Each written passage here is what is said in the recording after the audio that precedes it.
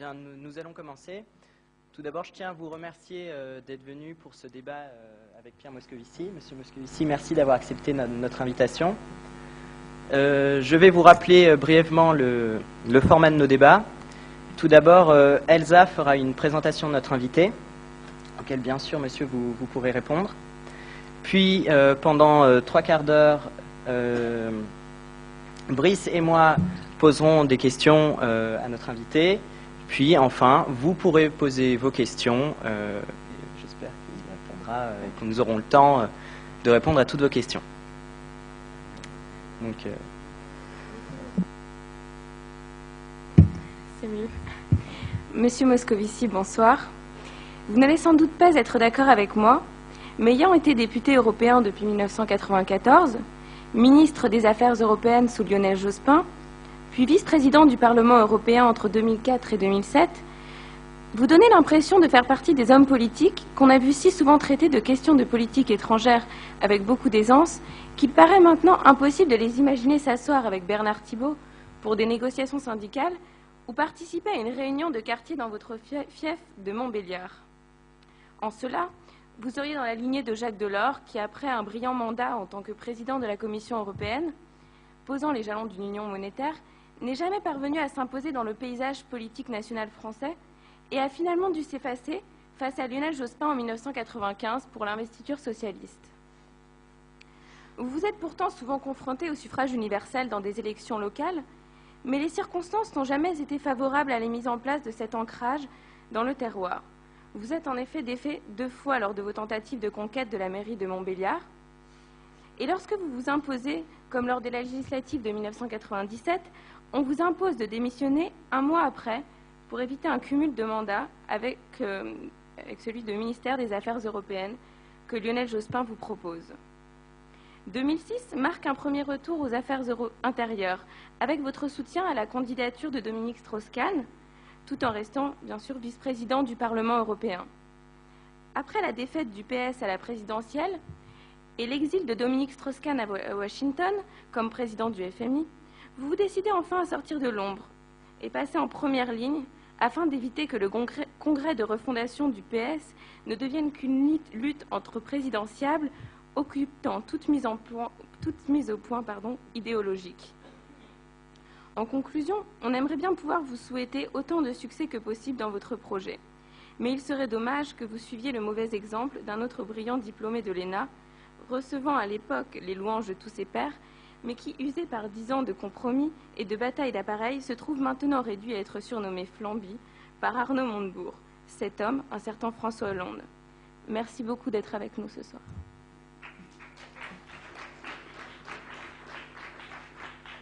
monsieur Moscovici, voulez-vous réagir? Bonjour à tous d'abord.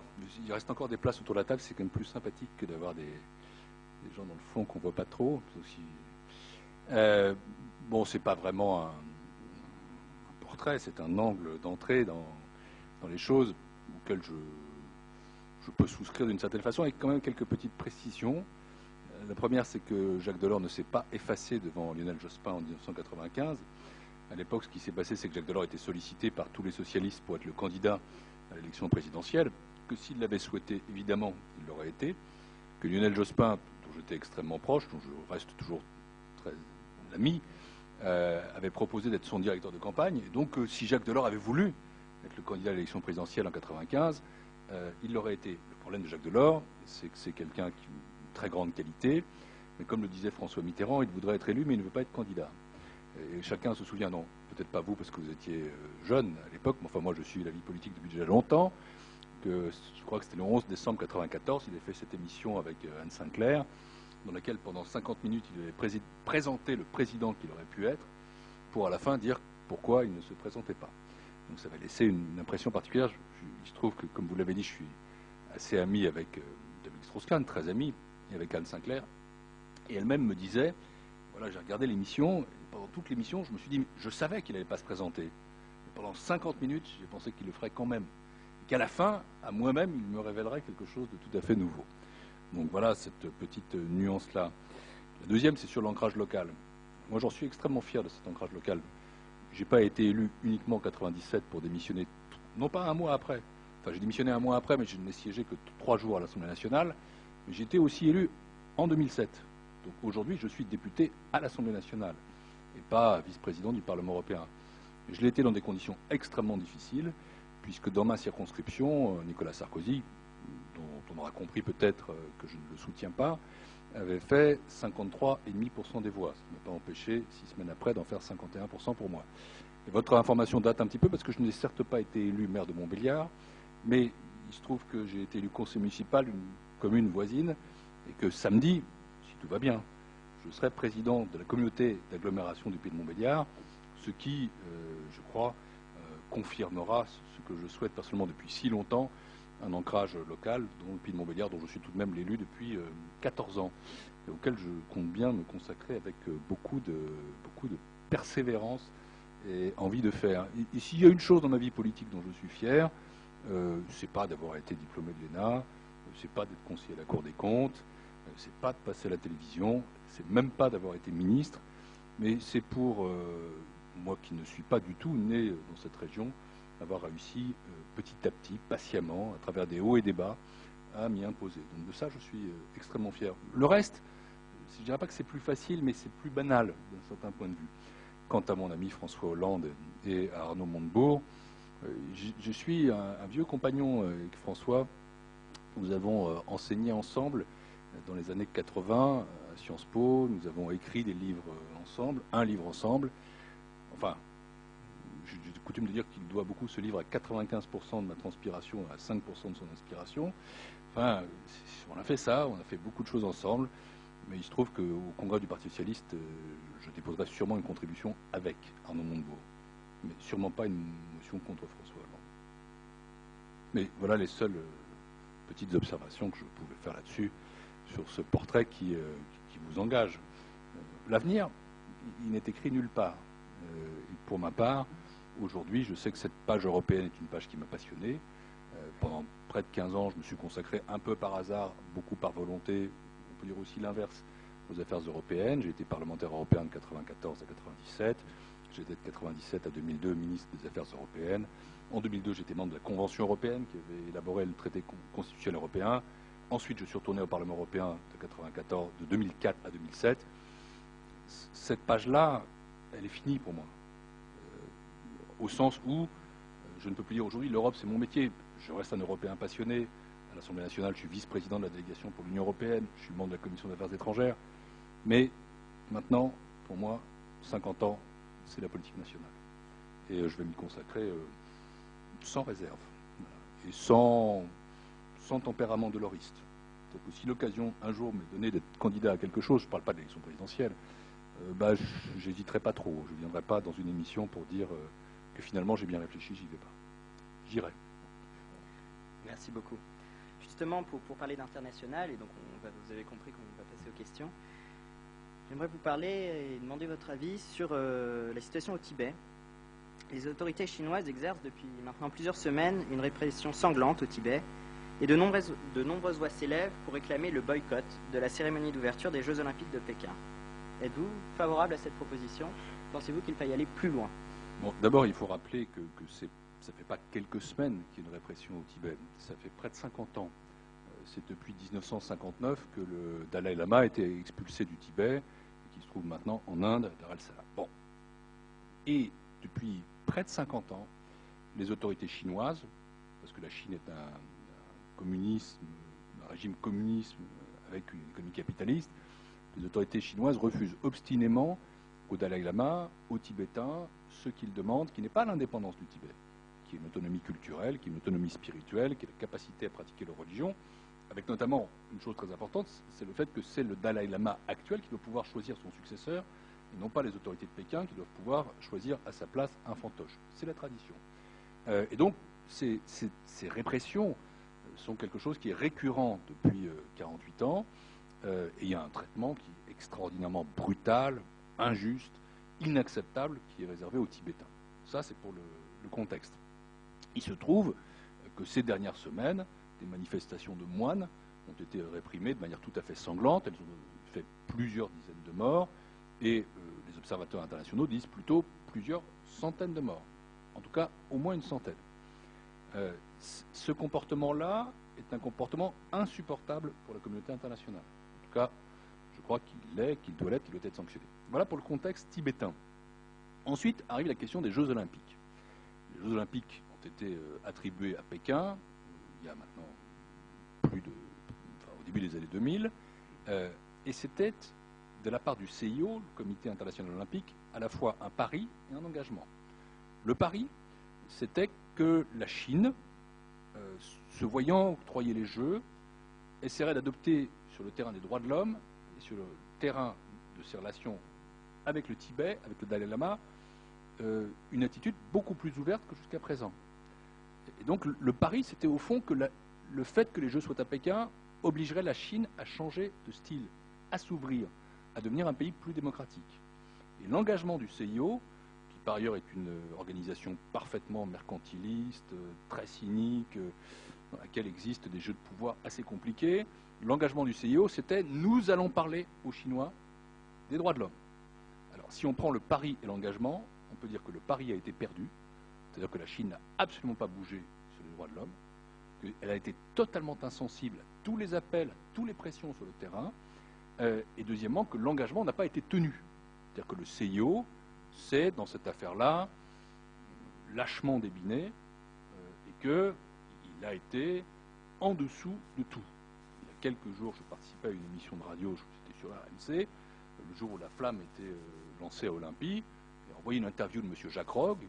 Jacques Rogge est le président du CIO, qui dit « Quoi? Qu'est-ce qui se passe en Chine ?» Rien, ça n'existait pas. Voilà pour le deuxième point. Après, troisième point, que faire maintenant? Je ne suis pas pour le boycott des Jeux Olympiques de Pékin. Je pense que ça n'est pas souhaitable. Je pense que ce n'est pas souhaitable vis-à-vis du monde sportif, vis-à-vis des athlètes, vis-à-vis de la Chine elle-même, même vis-à-vis du Tibet. Je pense surtout que ça n'est pas possible. Je ne connais pas aujourd'hui un gouvernement, un État, un comité national olympique qui le souhaite. Et je pense donc qu'évoquer ça est en réalité au pire totalement irréaliste, puis pas très productif en réalité.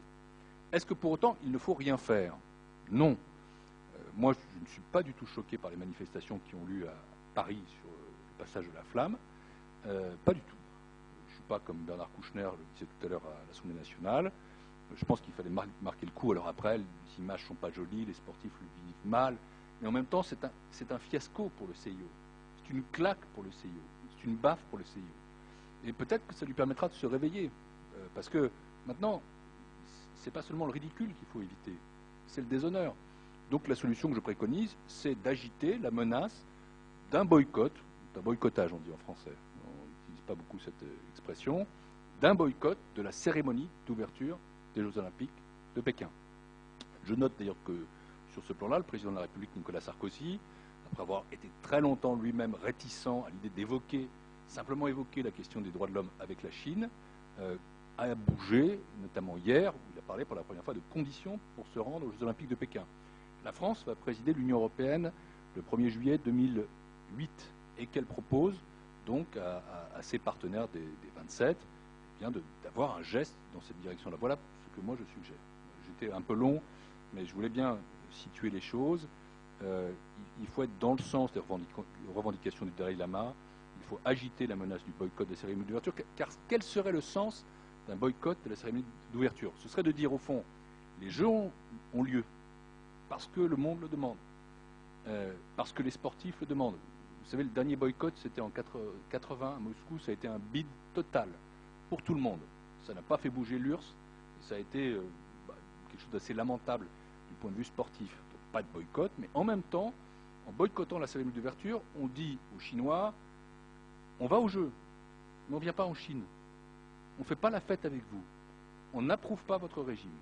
Je pense que c'est une mesure symbolique qui est de nature à faire infléchir la position chinoise. C'est pourquoi je suis assez, pour ma part, en faveur d'une logique conditionnelle. Oui, on peut se rendre aux Jeux, y compris la cérémonie d'ouverture, à condition qu'il y ait eu un geste fait par les autorités chinoises en direction du Dalai Lama par rapport aux aspirations tibétaines que je considère comme tout à fait légitimes. Excusez-moi, mais vous ne pensez pas que si, par exemple, imaginons, la France boycotte cette cérémonie d'ouverture et l'Allemagne ou bien les États-Unis ne la boycotte pas, la seule conséquence, ça serait une conséquence économique, ça serait que les prochains appels d'offres iraient d'Alstom à Siemens ou d'Areva à Westinghouse, par exemple. Donc en fin de compte, est-ce que vous croyez vraiment que politiquement ou même au niveau des droits de l'homme, ça va vraiment changer quelque chose? J'ai entendu cet argument qui renvoie à une question plus vaste, c'est est-ce que les droits de l'homme, quels sont les rapports entre les droits de l'homme et la diplomatie? Il y a une formule à laquelle je crois volontiers, c'est que les droits de l'homme ne font pas une politique étrangère. Une politique étrangère qui ne serait que droits de l'hommiste est une politique étrangère impuissante. En revanche, une politique étrangère qui n'est que cynique, que réaliste, qui est sans principe, qui est fondée uniquement sur le carnet de chèques et sur les commandes, est une diplomatie à la fois peu respectable et en général assez inefficace. Parce que l'expérience que j'ai, c'est que malgré tout ces pays qui sont des dictatures respectent aussi ceux qui savent leur tenir tête. Et de ce point de vue-là, je considère que Nicolas Sarkozy, depuis qu'il est président de la République, a abandonné ses accents de campagne qui étaient justes pour se convertir non seulement à la réelle politique, mais à une cynique politique. Puisque vous évoquez ces problèmes, écoutez, il y a déjà une personne qui a décidé de ne pas se rendre à la cérémonie d'ouverture des Jeux Olympiques, c'est Angela Merkel, la chancelière allemande. Et je n'arrive pas à comprendre pourquoi le président de la République française n'est pas capable d'être aussi courageux qu'une femme, chancelière d'un pays, qui exporte beaucoup plus en direction de la Russie et de la Chine que la France. Ce qui prouve bien qu'il n'y a pas de lien direct entre l'efficacité et le courage. Enfin, dernière chose, ce que je suggère pour ma part, c'est une démarche européenne. C'est-à-dire que Nicolas Sarkozy prenne une initiative, non pas franco-française, mais européenne, quand il aura la présidence de l'Union européenne. Oui, mais on sait aussi que l'Allemagne produit des biens d'équipement que pour l'instant la Chine n'arrive pas encore à... Enfin, ne fabrique pas tout à fait, donc il y a aussi une dépendance de la Chine envers l'Allemagne. Alors que nous, la France, exporte plutôt des biens de luxe, etc., que les Chinois peuvent, d'une certaine façon, eux-mêmes boycotter. Je vous ai dit ce que j'en pensais, je ne change pas d'avis. Je ne suis pas du tout sensible à cet argument, parce qu'on pourrait aussi inverser la logique. Je crois que ce que l'Allemagne sait faire, la France doit apprendre à savoir le faire aussi. Je me souviens très bien que lors des élections législatives en Russie, Mme Merkel avait déclaré que ces élections n'étaient ni justes ni libres, et que le président Sarkozy, avec deux autres dans le monde, le président iranien et le président du Tadjikistan, avait félicité Vladimir Poutine. Ça n'améliore pas notre balance commerciale, ça ne dégrade pas la balance commerciale allemande. Voilà pourquoi je considère que sur ces sujets-là, le président de la République est à peu près en dessous de tout. Vous pensez réellement que si le président de la République propose à nos partenaires européens de parler d'une même voix sur ce dossier, vous pensez vraiment que c'est réaliste? Je crois que c'est difficile, mais je crois que s'il n'essaye pas, il n'obtiendra rien. Parce que, pour être tout à fait honnête, il y en a un autre qui a déjà décidé d'y aller, c'est le Premier ministre britannique. C'est à savoir ce qu'on veut faire, mais ça pose de manière plus large la question de l'orientation de notre politique étrangère. Je pense que si Sarkozy avait une démarche à la fois vigoureuse et européenne, il pourrait, en tout cas, être entendu. Pour l'instant, il n'est ni vigoureux ni européen. Merci. Nous allons rester donc dans le sujet de Sarkozy, pardon, le président de la République. Bon, je vais l'appeler Sarkozy quand même, parce que c'est son nom. Hein. On ne va pas faire comme s'il s'appelait Chirac. Nous allons donc rester sur le domaine international et parler de l'envoi de militaires français en Afghanistan. Si le président de la République a également fait part de sa volonté de réintégrer la France dans le commandement intégré de l'OTAN, dans une tentative, selon lui, de gagner l'approbation des 27 pour son projet d'Europe de la défense. N'est-il pas étrange pour un chef d'État d'envoyer 700 hommes au combat sans feuille de route précise pour faire un geste politique envers nos alliés? C'est étonnant, oui. Si je me souviens bien, ce qui est aujourd'hui l'université Dauphine, au début des années 60, c'était le SHAPE, le Supreme Headquarters des Allied Forces in Europe. C'était ici. Hein. Donc, l'OTAN, on connaît cette université. Peut-être que cette table même, dans la salle Raymond Aron, servait à des réunions de militaires haut gradés de l'OTAN. Bon, on a dû changer les tables quand même. Enfin, la disposition fait assez penser à ça. Hein. Moi qui ai participé à un certain nombre de réunions internationales, je crois que ce n'est pas totalement impossible. Mais le général de Gaulle est sorti du commandement militaire intégré de l'OTAN en 1966. Il n'a pas fait totalement par hasard. C'est parce qu'il pensait que la politique étrangère de la France devait être indépendante, relativement indépendante, des États-Unis. Moi, je crois surtout qu'aujourd'hui, ce que j'arrive pas à comprendre, c'est pourquoi Sarkozy veut réintégrer l'OTAN. J'ai pas de problème idéologique avec ça. Que les choses soient claires. La France est membre de l'OTAN. Il y a certains à gauche qui ne s'en souviennent pas. Moi, je m'en souviens. Et les États-Unis sont nos alliés, ils sont nos amis. Moi, je suis américanophile. Je suis non seulement pas anti-américain, comme l'a dit hier François Fillon, mais j'aime les États-Unis. J'y vais chaque année, j'y ai vécu 2 ans, j'y enseigne à l'Université de Columbia. Je trouve que ce pays est un pays formidable. Très bien. Mais n'étant américanophile, je ne suis pas pour autant bushophile. Ce que je reproche à Nicolas Sarkozy, c'est de s'aligner sur une administration républicaine qui est en fin de course, qui est discréditée et dont la stratégie purement militaire échoue partout. Elle échoue en Irak, elle échoue en Afghanistan.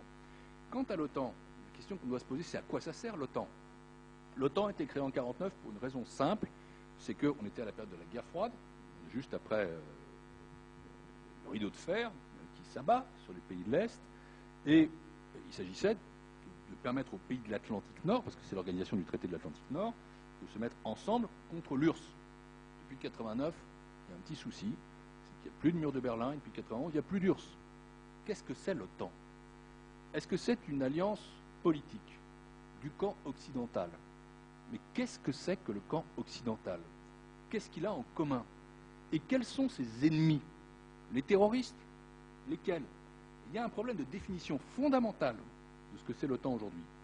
Et tant qu'on ne pose pas la question de savoir à quoi ça sert, la question de savoir, en retour, pourquoi on revient